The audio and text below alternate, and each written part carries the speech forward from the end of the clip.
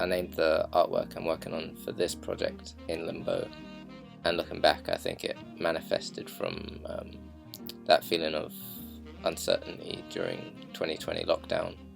I found it interesting how that feeling translated over everyone worldwide, and we were all stuck in this awkward in-between space where nothing could move either way, but also know everything could change any second. During this project, the concept of creating something within a particular set of time got me thinking about the creative process itself and how it can take a while to find your footing, bringing back that same feeling of being in limbo, wondering if the project is worth saving or you just need to start over. Listening to other artists talk about their process, I think it's quite common to feel like one day all your ideas are working and flowing, and then the next you're lost and you're just surrounded by like a mixed match of ideas that make you wonder what you were ever thinking. So far the artwork's looking like it's turning out to be like a visual representation of the process of thinking of an idea, embracing the chaos of it by stitching all these concepts together visually, so you can see what they have in common and contrast with each other, like an inner monologue about what the artwork should be about, with too many tangents. This idea of a visual language got me thinking about the relationship between words and images and how they can change each other in different contexts.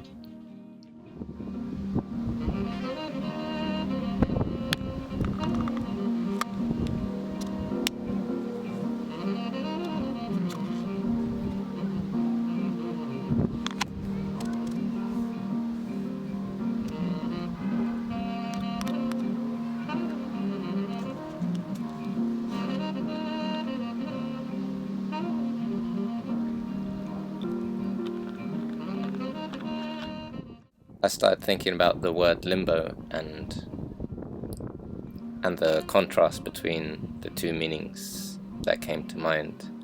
One being the state between life and death, and the other being the limbo game. And I thought about the contrast between the two meanings and why they shared the same name, and the main commonality was to do with balance, which I felt became what the project was about at its core, and pulled all these concepts and ideas together in one way or another, including the way I make art in general, since most of the time I'll have a balance of digital art and things like watercolors and paints, what I like to call organic art, because it always felt connected to nature and childhood to me. So on paper with paint, the goal is to just be as creative as possible and just throw everything at the wall. Then after that stage of the process, I go from organic to digital. That's when my inner child has to kind of take a back seat to my adult editor. The process is like a back and forth between these two, tag team each other till they eventually sync up and you find that sweet spot and you're just in your element. Another reason I like creating with this balance of digital and traditional art is to bridge that gap between what people see as high art and low art. It feels like digital art is often put in a box underneath traditional art. So I always try and combine what I like most about the two, like the natural feeling and unpredictableness you get from using traditional materials, and then the convenience of digital and the fact not many people always take digital seriously, so it gives the artist more room to divert and play with expectations.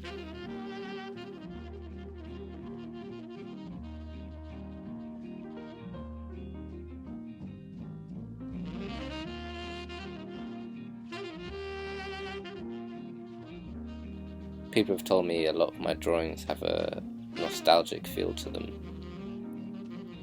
and I feel like tapping into someone's childhood lowers their defenses and keeps both the artist and viewer grounded and level with each other, allowing it to feel more relatable and human when the artwork shifts into exploring those darker feelings that are hidden at the back of your mind. Childhood is a small pocket of time where things exist without any reference points, and the strings that hold reality together are still invisible. It's kind of like nothing makes sense, so everything makes sense in a way. And yeah, I feel like I try and harvest that small pocket of time in my artwork. Another thing I tried to explore in this project was the balance between skill and creativity, and how the skill of drawing to me is like knowing an object so well that you can turn it around in space from any perspective on the page, to the point it feels animated and alive. Whereas creativity to me is being able to see an object or subject like the first time you've seen it and accentuate what you personally love about it.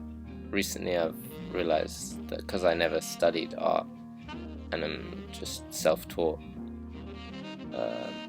I'm missing a lot of the fundamentals and basic skills of drawing, and I feel like going back and learning those basics will allow me to expand my range of ideas. Like, one hand kind of feeds the other when it comes to skill and creativity. Working in this improvised way of following subconscious and instinct while drawing was sort of like a way to prove to myself that art can be meaningful and thoughtless at the same time. What I love and hate about art is that it can't be put into words, so things always feel left unsaid. But saying isn't really the point. Words are convenient, but the word sad is just a stand-in for the actual emotion that can be felt in endless ways. So I see art as a universal human language that shows things words can't say. Words are logical, but feelings aren't. So I wanted to just follow what felt right and trust that it would make sense once complete, embracing the fact that art has as many meanings to it as there are people looking at it.